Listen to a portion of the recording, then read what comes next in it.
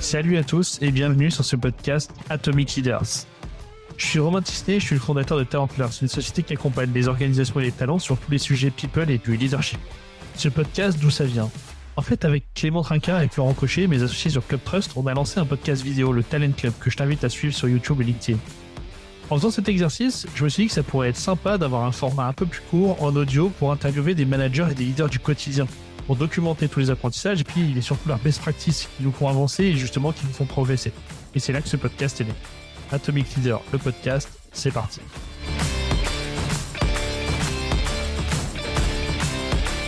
Bonjour à tous, bonjour à toutes, bienvenue dans ce nouvel épisode du podcast Atomic Leaders. Aujourd'hui, on a Aurore Calvi, la boss de OmniTrust. Salut Aurore, comment tu vas? Bonjour, très bien, merci Romain. Bah écoute, merci de prendre un peu de temps. Avec moi. Écoute, ça fait longtemps qu'on essayait de planifier cet épisode ensemble. On avait des Oui. plannings un petit peu chargés. Je trouvais super. Il y a plusieurs personnes qui m'ont dit que ce serait sympa de t'avoir un petit peu avec nous parce que tu as eu un parcours assez sympa. Je te laisserai un petit peu le décrire entre du corporate et puis maintenant tu es une femme entrepreneur, vraiment entrepreneuse, je ne sais même plus comment ça se dit. Mais sur un business, le business finance, tout ça, qui est assez commun à Luxembourg, mais tu essaies de le faire d'une façon assez originale et assez inspirante. Donc, je suis super content de t'avoir avec nous. Oui, avec plaisir Euh, partagé.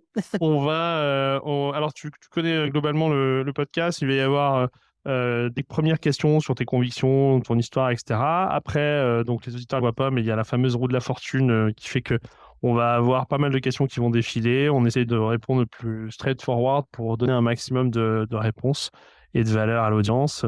Voilà, on va passer 20-30 minutes ensemble. On va pas couper cet D'accord. épisode. Donc, du coup, comme ça, on essaie de viser le maximum d'authenticité. Et puis normalement, tout va bien se passer comme d'habitude. C'est OK pour toi? Merci. Impeccable. Écoute, peut-être commencer par les premières questions du crible. Est-ce que tu peux nous raconter comment tu es devenu leader, manager, comment tu t'es construite sur ce rôle-là? J'ai commencé ma carrière en Big Four, tout simplement, dans un département taxe et corporate. En plus, par la suite, j'ai quitté le monde de la Big Four pour aller dans le monde du trust. On a commencé très petit. Les associés, on était 9. Et puis après, on est très vite monté à 150 personnes. Et donc, j'ai pu évoluer au sein de cette structure pour terminer en tant que l'un des dirigeants autorisés d'une structure régulée. Ouais, Et donc, oui, sur 18 ans, j'ai pu passer par toutes les étapes et voir la société se développer, grandir et puis avoir été rachetée par des private equity. Et c'est aussi des expériences intéressantes de voir l'organisation des groupements internationaux qui viennent ici avec leur vision, la confronter à la nôtre, toute ouais, petite société qui se développe et qui doit s'adapter à des process, des procédures. Donc voilà, ok, c'est un petit peu en quelques mots. chouette. Et au bout de 18 ans, après 3 rachats, Ouais, j'ai décidé de passer la main. Ce qui me caractérisait toujours et ce qu'on me disait toujours, c'est que je gérais toujours la société comme si c'était la mienne. ouais. Et à la fin, je me suis dit, finalement, qu'est-ce que je devrais faire la mienne? C'est peut-être ça l'idée en fait. Ok. Et Donc donc du sur le coup, c'était tas, quand? Ouais, voilà. bon, sur le tard, attends, on va pas donner ton âge, mais c'est pas si tard que ça. 18 ans, t'es même pas à la moitié du parcours. Oui, Mais oui. Enfin, il y avait un peu de loi avant, donc ouais, ok. On va pas compter toutes les années, mais en tout cas, ouais, t'as pris cette décision un petit peu de se dire, je vais créer mon environnement à moi. Ça, c'était en quelle année? ça fait 5 ans. Ça fera 5 5 ans. ans cet été. Donc, Super. ça passe vite. Ouais, Très vite. super. Ok.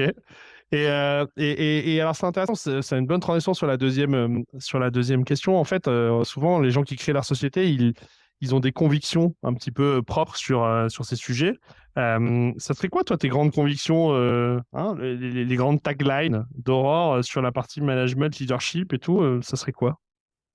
Moi, c'est surtout pas refaire ce qui me plaisait pas où j'étais avant. Ouais, Donc, c'était important. Donc, c'était l'humain reste très important. En plus, nous, on est une société de service, donc l'humain en premier. Et l'idée, c'est de servir et d'aider nos clients. Mais pour pouvoir ce faire, il faut avoir une équipe qui se sente bien, qui a des bonnes compétences, qui peut se développer et qui est dans un cadre et qui lui permet aussi d'évoluer sainement et sereinement. Donc moi, c'était très important d'axer sur les qualités humaines.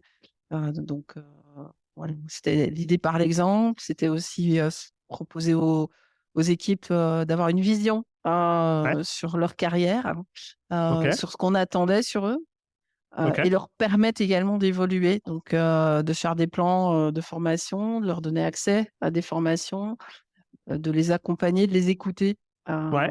C'est surtout ça qui est important, je pense. Et si Ouais. vous avez des gens investis, qui savent où ils vont, qui ont une belle vision et qui croient en l'entreprise, je pense que ça se ressent dans la qualité qu'on va rendre comme service auprès de nos clients Ok. également. Ouais, toi, tu fais une corrélation directe entre la façon dont les gens se sentent chez toi et ce qu'ils vont ressortir, resservir à l'extérieur à tes clients, en fait, hein. C'est Oui. ça que tu décris. Ok. Ouais, c'est intéressant cette notion de trajectoire et de vision de carrière. On va revenir dessus. Toi, dans ton évolution, est-ce que tu identifies un super chef que tu as eu ou alors qui a évolué autour de toi en proximité et quelle, enfin, un ou une, et quelle qualité tu reconnais à cette personne en fait? Quelles étaient les spécificités de cette personne? Moi, c'est un chef qui venait d'Angleterre, hein, qui est venu donc ici, c'était Yann Roberts, et il était quelqu'un de très calme, très posé, très à l'écoute justement des équipes. Ouais. Il faisait un peu tampon entre le groupe à l'étranger et Luxembourg. Mhm. Et même si on avait beaucoup de pression, il arrivait à faire passer ces objectifs-là localement et à écouter, hein. Ouais. Donc, c'était pas quelqu'un qui imposait la vision du groupe, mais qui était plus dans l'écoute, dans le partage et qui nous amenait à co-construire Ouais. ensemble une vision et des objectifs. Et il tirait toujours le meilleur des gens. Et, et ce qui m'a permis aussi de me dire que oui, c'est important de comprendre les gens, de savoir quelles sont leurs réelles capacités, quelles sont leurs attentes, leur poser la question aussi, des Ouais. fois, tout simplement, pour s'assurer qu'ils sont dans la position qu'ils souhaitent et qu'ils sont bien dans ce qu'ils font. Parce que quelquefois, on a des gens qui sont pas du tout au bon poste ou pas faits Ouais. pour ça, et on essaye de les faire rentrer dans une case qui est pas faite pour eux. Ok. Ouais, donc c'est Et ça, ce c'est truc important. de rendre explicite, même quand parfois il y a un truc qui est en décalage ou qui sonne faux, de pouvoir l'adresser et de le rendre explicite pour le traiter. Ok, super, intéressant comme approche. Écoute, je fais tourner la roue de la fortune. Et la première question qui sort, c'est quelles compétences tu penses qu'un leader il doit avoir pour gérer une transfo? Alors, j'explique un peu la question, hein, parce qu'évidemment, tu t'as pas préparé la réponse, mais en fait, de plus en plus aujourd'hui, il y a des boîtes en transformation, soit parce que c'est des groupes, soit parce que c'est des plus petites boîtes, hein, toi aussi, enfin, je pense que ta boîte, elle est aussi en transfo. Et souvent, on demande aux managers, aux leaders, de porter justement cette transfo. En tout cas, de l'animer, de faire tout ça. Et donc, j'aimerais bien t'entendre sur les compétences qui, selon toi, font que dans ce genre de période, de moment, de process, en fait, on est meilleur que ce qu'on pourrait l'être sans. Voilà, je pense qu'il faut être résilient. Ouais, Il faut être réaliste avec soi-même et ses capacités. Il faut savoir bien s'entourer aussi. ouais, Et il faut aussi mettre les problèmes sur la table euh, et les partager avec ses équipes et pas vouloir tout faire tout seul, hein. Parce que ok, finalement, si vous n'onboardez pas les équipes avec vous, bah, vous allez être seul à tirer le navire et derrière, on va pas vous suivre. Donc, il faut y aller étape par étape et ok, pas vouloir avoir fini avant d'avoir commencé.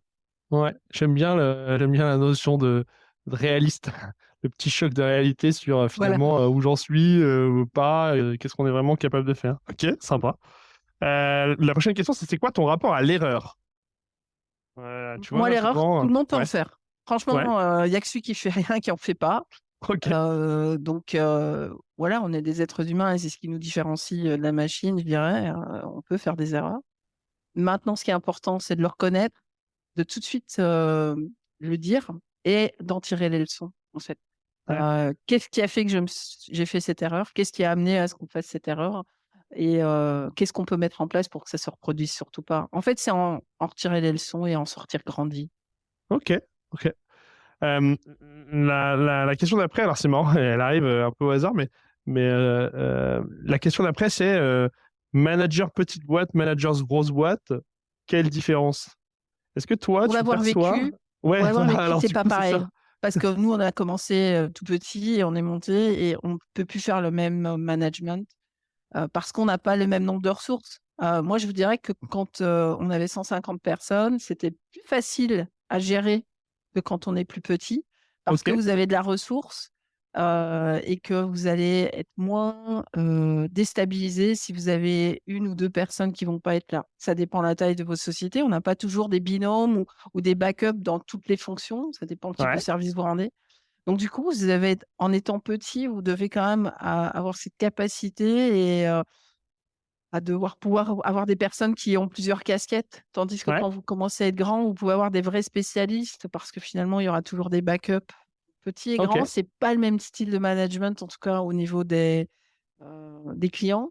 Et en interne, bah, faire attention, parce que l'esprit d'entreprise, quand vous êtes petit, vous arrivez encore à la contrôler globalement. Vous êtes proche de tout le monde, vous connaissez tout le monde. Vous commencez à grandir, vous avez des strates intermédiaires et donc c'est important de pouvoir se reposer sur, ces strates, ces managers, ces directeurs et leur faire vraiment confiance, mais qui gardent bien le message aussi, mhm, qui est inspiré par le top management. ouais, ok. Et alors du coup, si je rajoute une couche à cette dichotomie, est-ce que toi, tu vois quelque chose enfin, quelque chose de particulier entre le fait d'être salarié et chef d'entreprise, qu'en fait, ça ramène une autre couche de complexité sur ce truc-là. Dans ton management, tu dirais que le management en tant que patronne d'entreprise, il a, il est le même que celui que tu avais quand tu étais plutôt dans une posture de salariat? Comme on me disait toujours que gérer la boîte comme si c'était la mienne, je te dirais que moi, je vois pas trop la différence, Ok. parce que j'avais toujours très à cœur, heu, les finances de la boîte, le cash flow, la facturation, la satisfaction client. Je peux entendre et je peux pour le vivre et pour des fois, essayer de faire passer ce message-là à mes équipes. Si c'était toi, si c'était ta boîte, comment tu réagirais? Je peux entendre qu'il y a, le salarié à la fin du mois, ben, c'est pas son problème, comment, le mois se termine. C'est confortable, on a son salaire qui tombe, Ouais. tandis qu'en tant que chef d'entreprise, ben, on a une certaine responsabilité vis-à-vis de son staff et également vis-à-vis de ses clients aussi. Et c'est nous qui sommes en front et qui prenons un peu tout ça à cœur, enfin Mhm. moi personnellement, très à cœur. Ouais. Donc oui, je peux entendre cette distinction, mais moi, perso, je l'ai jamais ressenti dans ma carrière. Ça n'a pas d'impact sur la façon dont tu gères les choses. C'est juste que par contre, bah oui, tu as un cas de conscience supplémentaire dans le fait d'être entrepreneur aujourd'hui parce que tu portes la responsabilité de tout ça, quoi. Ok. J'ai une question qui arrive sur comment on remotive. Ouais, en fait, il y a beaucoup de sociétés, beaucoup de leaders, etc. Bah, on vit des moments qui sont un peu compliqués, hein. Alors, pas de la même façon pour toutes les boîtes, mais en tout cas, il y a toujours des moments up and down, hein. On a eu le Covid, on a eu différentes choses. Et il y a souvent des moments dans la vie du leader où il faut remettre un peu du gaz dans la machine, finalement. Et donc, du coup, bah, ça serait quoi, toi, en fait, quand tu dois faire ça, c'est quoi ta secret sauce à toi? Moi ou pour les équipes? Hein? Bah, les deux, allons-y. Les 2. Pour moi, bah, moi j'essaie de m'entourer, de gens en externe, donc dont Ouais, tu fais partie, pour toujours me challenger aussi, pour, un petit peu avoir une vision détachée, et pas être toujours la tête dans le guidon. Donc des fois qui me remet en perspective un petit peu les choses là et puis la ouais, réalité. Donc savoir aussi pouvoir être accompagné et pas spécialement la famille parce que quand c'est la famille, ouais. on prend pas toujours les choses bien. On prend les Ok. choses avec à cœur plus facilement ou enfin, on risque de se vexer. Donc voilà et donc pour moi, c'est important. Je fais aussi, partie de la PM, donc c'est aussi un lieu de rencontre, tous les mois où on est tous des dirigeants et on peut partager, Ouais. ce qui se passe. On fait du co-développement le matin, puis l'après-midi, on a, des intervenants, avec une certaine expertise qui viennent, nous présenter des sujets intéressants Et c'est intéressant parce que ça nous permet de se rendre compte que finalement, on a tous les mêmes problématiques, même si on est vraiment d'horizons différents. Donc Ok. ça, je dirais, c'est un peu pour moi. C'est Et comme ça que puis toi, pour tu te les... remobilises. Ouais, ouais, ouais, ouais. Mhm.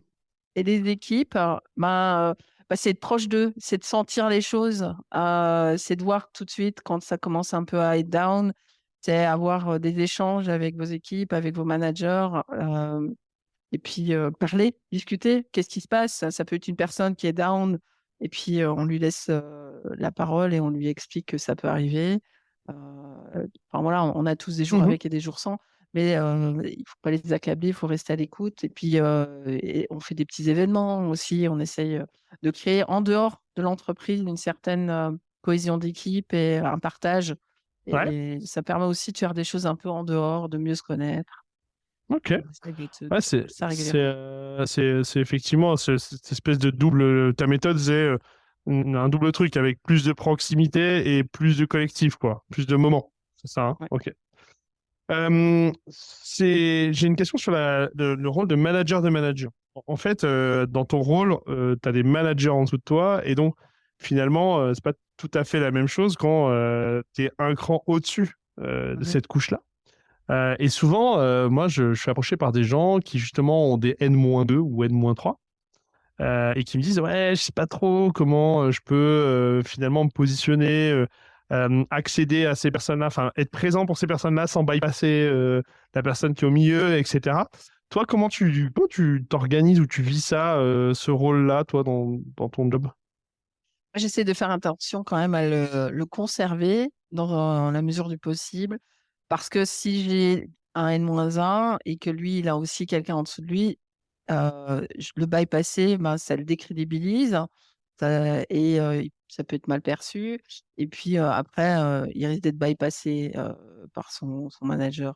Donc, si généralement, je suis toujours quand même la ligne, et puis on se met d'accord et je lui pose des fois la question. Est-ce que tu penses pas que ça serait mieux qu'on fasse une réunion à 3 pour faire passer le message? Heu, Ça te permet aussi, toi, de peut-être pas avoir le mauvais rôle, et c'est Ok, moi qui tiens le mauvais rôle, si tu veux garder cette possibilité d'être en recul. Donc c'est important de communiquer, et parce que pourquoi je voudrais le bypasser? S'il y a un souci, c'est lui doit être conscient du problème dans son équipe, donc je dois lui ok. faire passer le message. Donc Mais on peut tu faire fais des plutôt du meetings à 3. tripartite, quoi. Ouais, c'est plutôt du tripartite si jamais sur certains sujets, avec cette espèce de d'organisation enfin, qui porte quel message. C'est ça que tu fais. Ok, Et je pense super. que c'est important parce que par le passé, j'ai tellement vu de choses comme ça, et de nouveau, j'essaie de pas répéter ces erreurs Ok, dans la mesure du possible, et parce que je sais que ça peut être vraiment destructeur, et finalement, on passe tellement de temps et d'énergie à essayer de construire quelque chose, et par des bêtes actions comme ça, on peut tout mettre en l'air, quoi. ok, ouais. J'aime bien l'idée de se dire finalement tu préserves aussi l'effort l'effort fait par la personne au quotidien. Comment tu penses que les gens qui travaillent dans tes équipes ou alors qui ont travaillé dans tes équipes décriraient ton style de management? On dirait quoi, Aurore? Ton style de management, c'est quoi? Il dirait quoi? Euh, Quand même dur parce que euh, on- certains, on me dit oui, je suis respectée parce que je suis généralement très claire dans mes messages. Ok, Euh, mais cool, parce qu'ils savent que derrière, ils peuvent venir et on trouvera une solution. Ah, ok, il y ok, a pas, la porte est toujours ouverte. Euh, Comme je dis, des erreurs, ça peut arriver, mais il faut venir aussi avec des propositions mhm, et comprendre et construire ensemble. Mais oui, je sais que alors en vieillissant, entre guillemets, avant, j'étais perçue comme quelqu'un vraiment très, très dur, intransigeante. Et puis, j'ai appris en me développant à être perçue un peu moins comme ça. Et j'ai ok, travaillé sur moi aussi, par rapport à cette perception. Et ok. des gens disaient, ah oui, mais quand tu apprends à la connaître, elle n'est pas si dure que ça, finalement. En fait, elle est sympa. Ouais. Ok. Ok, ouais, donc c'est cette espèce d'exigence, mais après une accessibilité. Ok. Bah, c'est intéressant parce que la question qui sort après, c'est il y a beaucoup de jeunes managers qui veulent sécuriser une forme d'autorité. En fait, souvent, quand tu es promu manager, on fait pas mal le parallèle entre gérer des gens et l'autorité.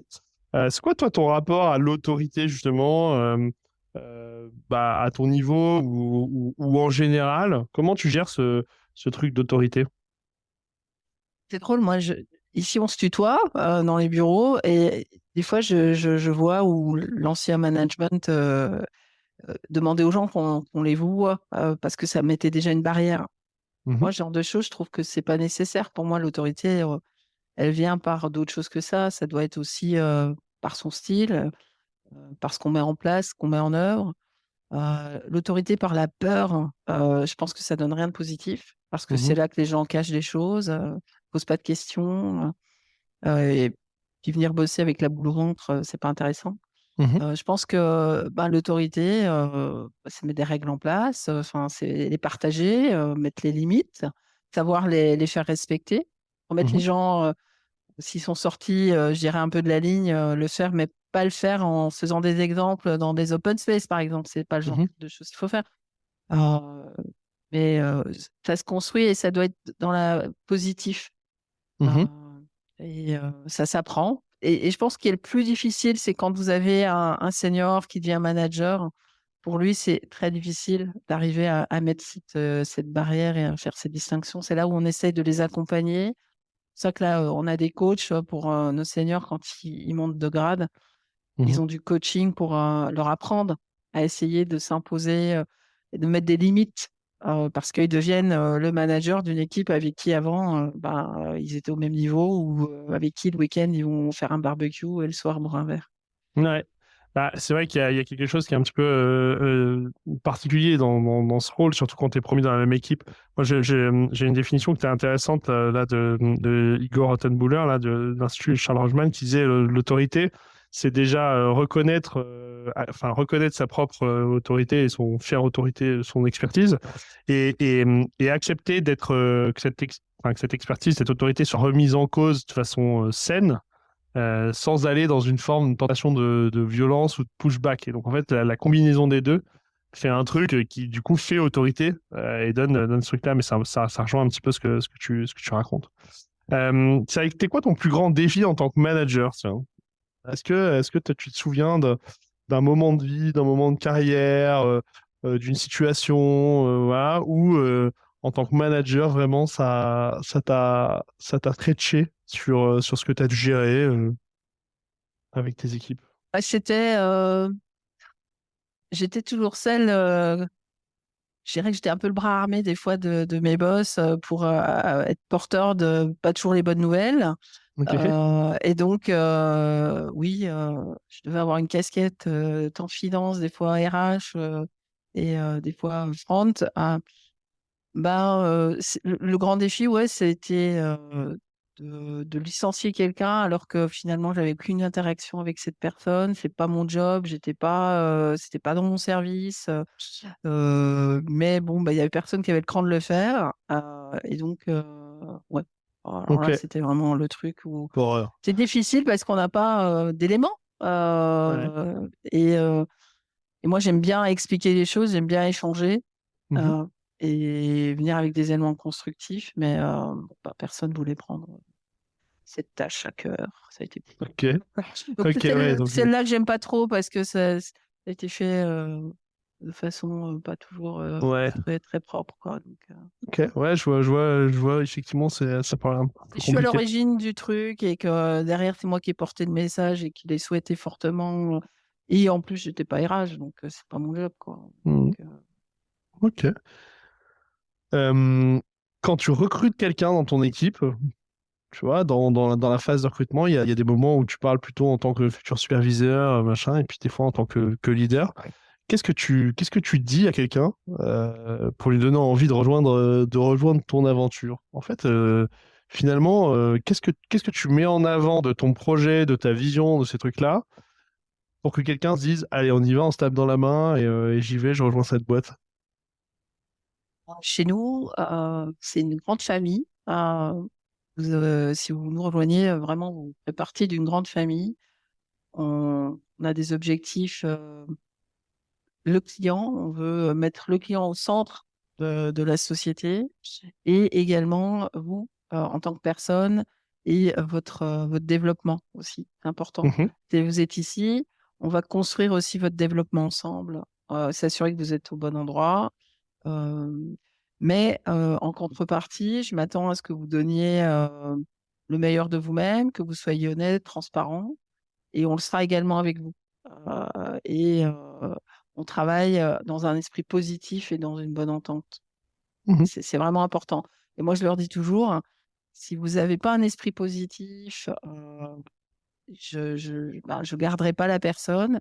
Et des- la technique, ça s'apprend, mais le mindset, ça s'apprend pas. Donc, généralement, les gens qui sont dans notre société ont tous un mindset positif et vont tous dans la même direction. Mhm. Mais, et donc, si vous venez chez nous, vous trouverez cet état d'esprit également. C'est Ok. important. De pouvoir venir au bureau, d'être épanoui. On vous demande pas de rester jusqu'à pas d'heure. C'est important d'avoir un équilibre vie perso et vie pro parce que il faut savoir s'épanouir dans la société. Vous Ouais. passez quand même plus de 8 à 10 heures par jour ici. Donc si vous vous sentez pas bien, c'est quand même Ouais. compliqué. Ouais, c'est Vous devez aller ça. quand Bah, même au il y bureau, a... hein. Ouais, exactement. Exactement, ouais, c'est globalement là que ça va se passer la majeure partie du temps. Ok. Donc, ouais, t'insistes sur justement la, le mindset et donc l'attitude que tu leur permets d'avoir finalement, enfin, en tout cas, que t'attends là-dessus. Je prends une dernière question parce que elle est intéressante, là, elle est sortie. Est-ce que tu penses qu'on peut être manager d'une équipe dont on ne sait pas faire le job? En fait, alors c'est moins le cas chez vous au sens dans les métiers que tu as choisis. Mais moi, il y a pas mal de sociétés dans lesquelles finalement, bah, quand on veut faire évoluer des hauts potentiels, la verticalité, c'est pas forcément toujours facile, quoi. Et donc, en fait, il y a des gens super. On dit souvent, on préfère un connu imparfait à un parfait inconnu. Et donc, on préfère finalement donner sa chance à quelqu'un qui fait de la finance pour le mettre en supply chain ou quelqu'un qui fait du commerce pour mettre en data ou j'en sais rien. Et donc, du coup, la question que je me pose, c'est, enfin, c'est quoi ton avis là-dessus? Est-ce que tu penses que c'est possible? Et qu'est-ce que tu mettrais en place si demain tu devais gérer une équipe dont tu as absolument aucune idée de comment faire leur job? Moi, je l'ai eu à le faire puisque j'ai dû gérer de l'IT dans la Ah, ok. où j'étais avant. Alors, je suis pas IT, hein, ouais, bon, je Lol. connais un peu, mais enfin, gérer une équipe IT avec du reporting et en étant régulé. Donc, Ouais, euh, ben, je pense qu'il y a le côté positif parce que comme vous connaissez pas, vous avez posé plein de questions qui peuvent être bêtes, mais finalement, vous allez un petit peu les pousser dans leur retranchement et de se poser peut-être des questions qui leur semblent ah ouais, tiens, finalement, on n'avait pas pensé à ça.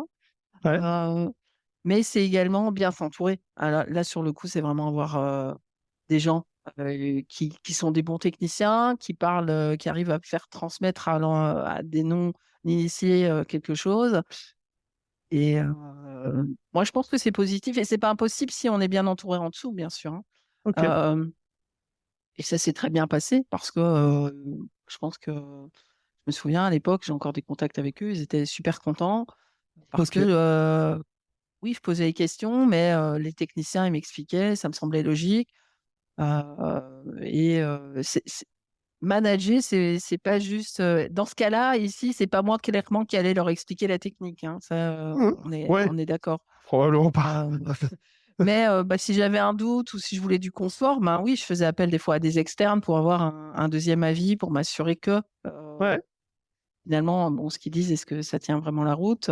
C'est aussi construire la confiance dans l'équipe. ouais. Ça prend un peu de temps, mais c'est insuffler, être inspirant, leur donner de la place pour venir avec des idées, être force de proposition. Et limite, là, ici, ils avaient beaucoup plus de liberté parce que c'est eux qui venaient avec des propositions finalement. Moi, Ouais. j'allais pas leur imposer des choses techniques, alors que c'est pas mon domaine. Donc, Mhm. ils venaient et devaient défendre leur vision de façon claire, détaillée, à le rendre lisible pour des non-initiés. Ça les obligeait aussi à faire un travail un peu plus de présentation, du coup, peut-être Ouais. moins technique. Ok. Mais oh, je t'ai pas interdit. Moi, je pense clairement, finalement, quand on on se développe, on peut pas être expert dans tous les domaines. Et on recrute des gens, justement, experts, et on leur fait confiance pour qu'ils gèrent ces services-là. Ouais. Ce que je retiens dans l'approche, c'est ça. C'est finalement capitaliser sur le fait que comme tu connais rien, bah en fait, ils ont en fait les mettre dans la posture où ils doivent proposer. Et donc, du coup, ça les oblige à travailler leurs skills. Et en même temps, arriver à s'entourer en interne, en externe, des bonnes ressources techniques pour pouvoir être en capacité de décider, en fait. Et d'évaluer la pertinence, pas tellement de contrôler, mais ce que je comprends, c'est plutôt c'est pour évaluer la pertinence de ce qu'on te raconte et de voir s'il y a des alternatives ou pas, quoi. Ok.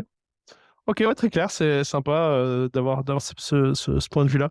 La dernière question du podcast, toujours la même. Est-ce que on a parlé pendant une demi-heure de leadership. Est-ce que tu identifies une personne que tu penses que je devrais inviter sur le podcast pour donner son point de vue sur ces questions et qui pourrait être un peu sympa ou différent? Qu'est-ce que tu en penses? C'est différent. Moi, je trouve notre animateur de l'APM, Ouais. Stéphane, c'est quelqu'un vraiment, pour le coup, qui a un parcours assez.